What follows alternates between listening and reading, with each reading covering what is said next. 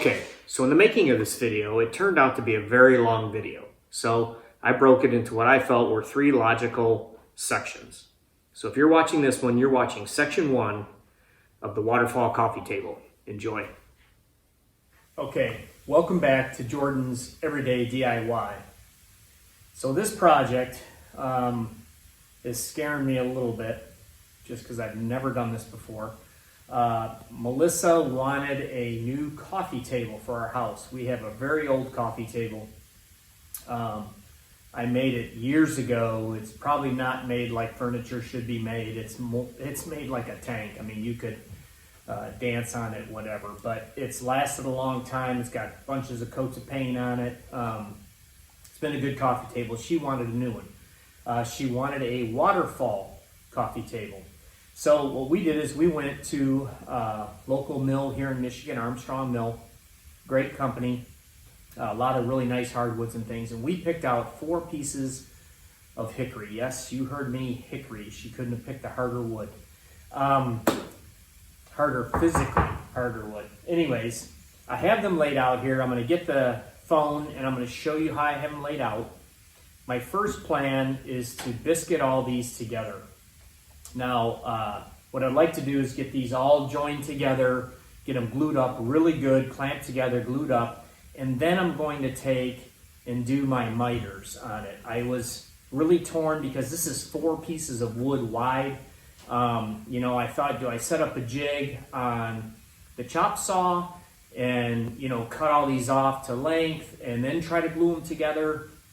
And I'm just really nervous to do that. So I think the best idea for me at this time is to glue these all up, get it into one big board, get this braced up off the table, get some straight edge and stuff on it, and get my 45 cut, and then take the small piece and cut the 45 back the other way so that I can basically fold it over.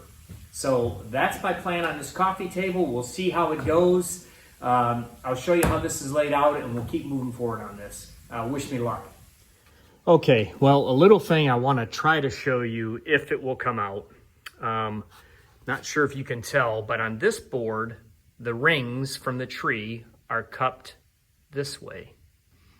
The next board, they're cupped the opposite way, cupped this way, and cupped that way.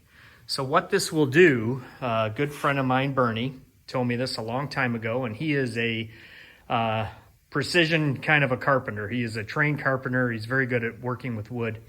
And he had told me a long time ago, you rotate the rings on that when you join boards like this together. That way for any kind of warping, they kind of work against each other. So if this one wants to warp up, this one will want to warp down and kind of try to offset that. So this is how we laid them out. This is how we have them marked, kind of like the way that those panels go together. And I think it's going to be a beautiful coffee table if I can execute. So next steps, getting biscuits done and getting them glued together. So these boards aren't cut exactly to length just yet. They're pretty close, so I'm just trying to get it as close as I can on these ends. Try to get these lined up as good as possible so I'm wasting as little material as possible when I cut these all for square. I'm just getting these snugged up so when I run my square across here with my marks for my biscuits, they stay nice and tight, they don't move as I move down the boards. I'm probably going to put an awful lot of biscuits in here. I haven't decided just how many yet. So I need to do some math, figure out exactly where the breaks are going to fall, where the waterfalls are going to happen on each side of this table, and try to work around those. But I'm going to put a number of biscuits in these to make sure this wood is trying not to move in the future.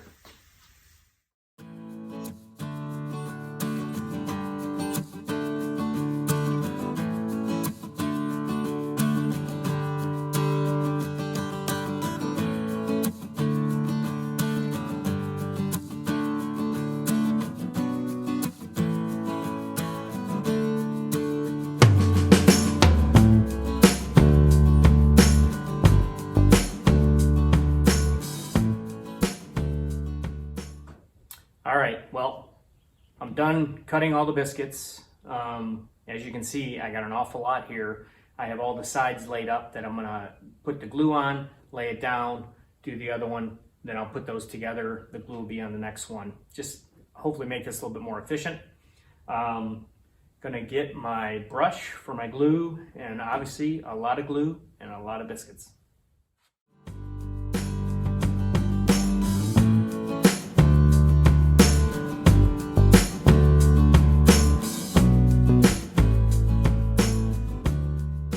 All right, gonna go back, make sure I'm not missing glue in any of these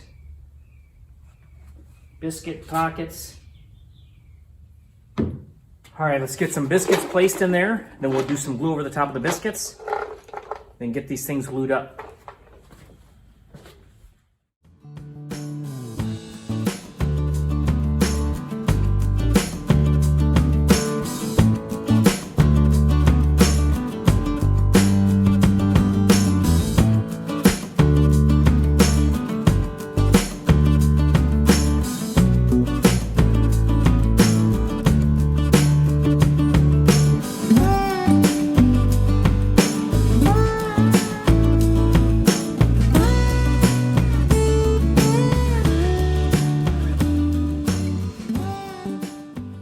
Okay, so got a lot of weight on this.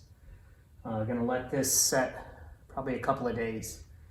Make sure this is cured really well before I get out here, and I'll clean up some of the oozing glue and get this thing set up to do the miters and the waterfalls. Once I figure out those exact dimensions, I'm gonna put this on basically a oak plywood box that will be probably painted or stained black. So this is going to remain natural. So wanted to make sure I get this nailed down, the exact dimensions, before I start making that box. So we'll let this glue and we'll come back at it. All right, so today I took all the clamps off, got the weights off.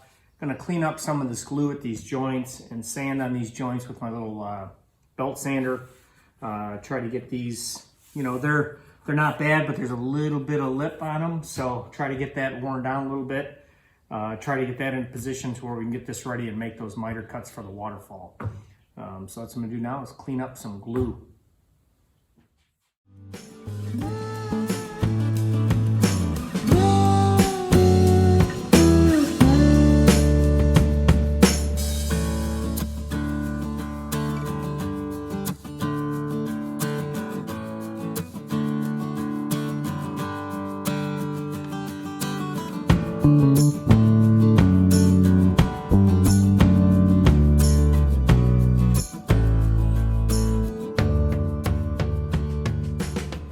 All right, welcome back.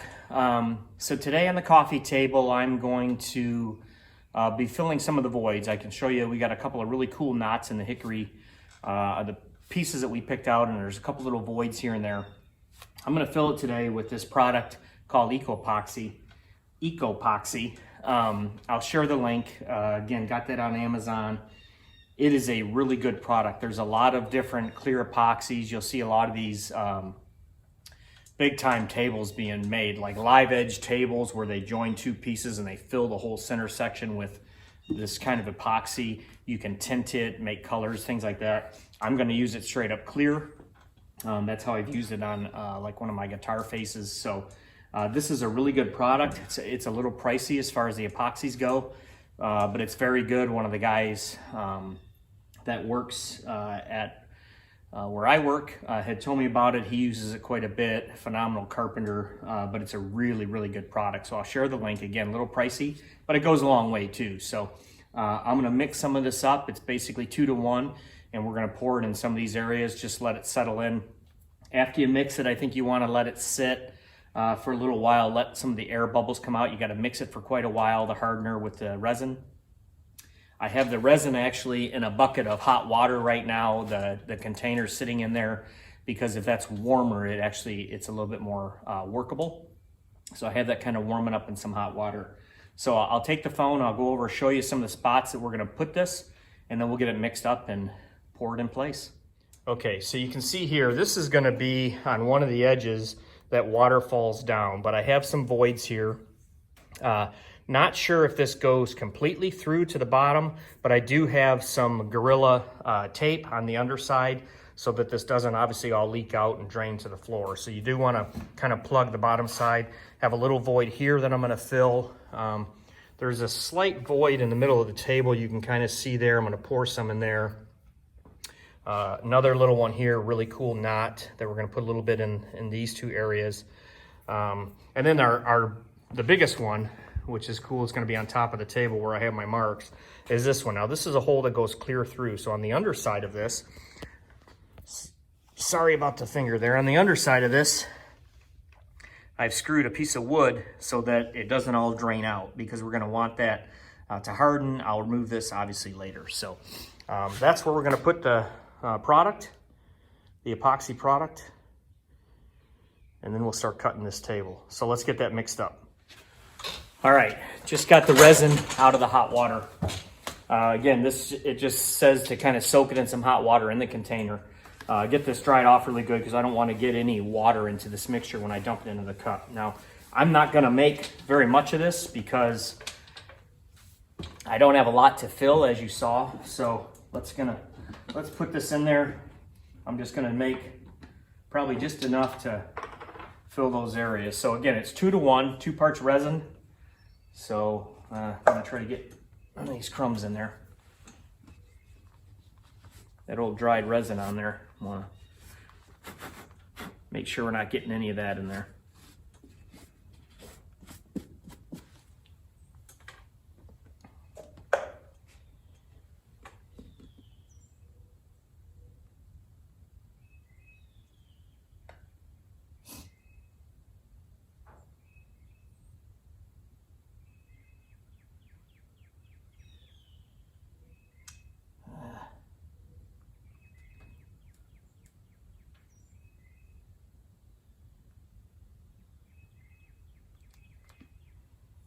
Probably making a little bit more than I need here, but I also don't want to run short. So let's put this back in the water so that stays warm.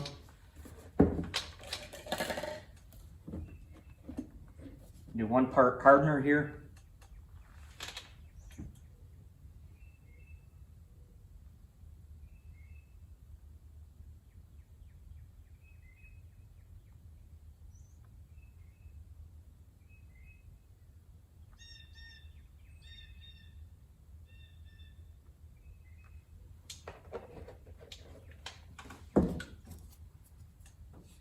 And we're going to mix this for about 2 minutes.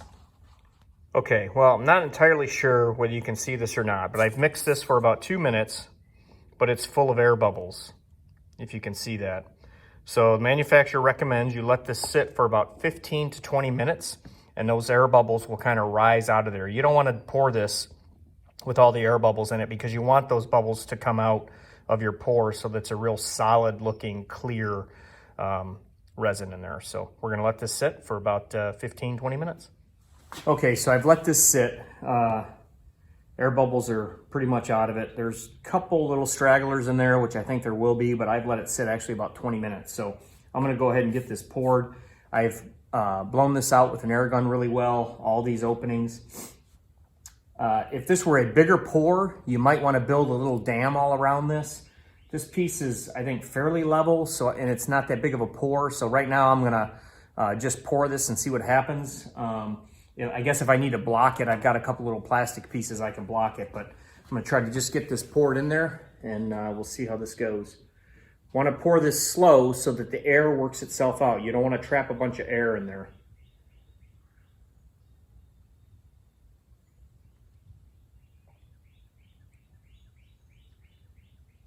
It'll probably settle some. You actually want to overfill it a little bit because you're going to sand it away. I don't know if you can see. I'll move here in a second. I apologize. I probably don't have the phone in the best location. I'm trying to get this one little drip to fall. And it did, but over here on the table. All right, so I'm going to wipe that up. And if you can see this, I'm going to do just a little drizzle here because I got a couple little spots that I'd like to get just little drips in. And you can kind of maneuver this around, work this a little bit. You see I'm just kind of pulling it around because I got a couple little voids there that will soak into. These air bubbles will eventually kind of work their way out of there.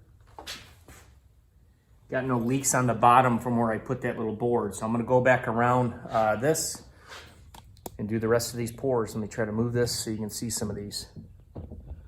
All right, see what we can do.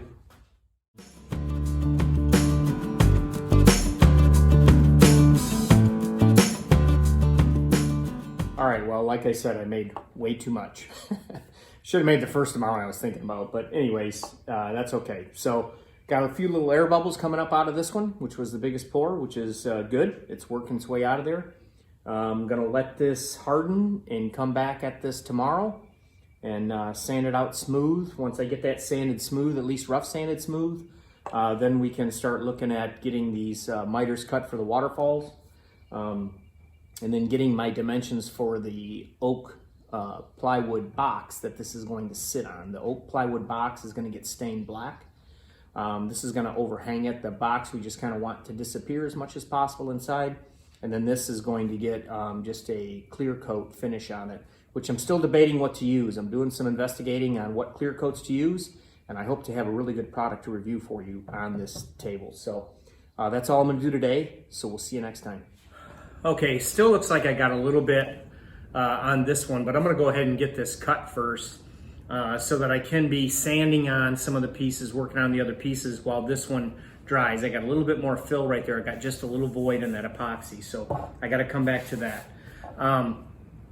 What I'm gonna do now is get some layout work done. Now, since I glued all these together, the ends are not exactly flush, you know, they're kind of in and out. So I can't measure from the end of one of these boards to kind of find the outside of my table and then measure from there to there. I need to kind of work from the middle out. Now, I've already kind of done some of this layout. I know about how wide I want this table. I think we're doing this roughly, let me remember, on my line here.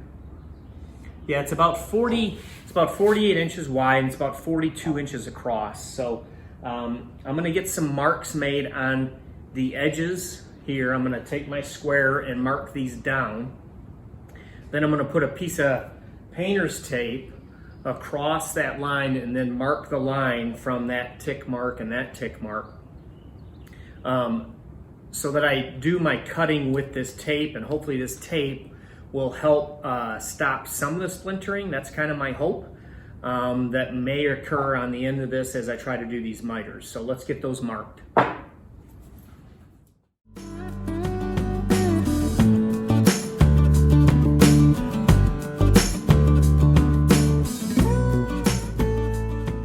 All right, so today we're gonna do a little sanding on this epoxy. So I did come back after the initial coat. I did some initial sanding on the buildup of epoxy that we did. I started with an 80 grit on my belt sander, kind of got that down closer to the table and then hit it with some 120.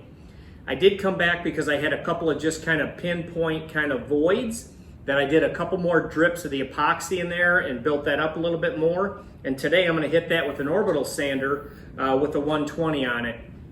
Once we're done with that, I'm not gonna do a ton of sanding on this still. It still needs a decent amount of sanding. I'm gonna get some layout done so I know where I'm gonna cut my lines. And then I'm gonna get this over on the table, get it blocked up, get some straight edges, and make those cuts that are making me a nervous wreck. So let's get this sanded.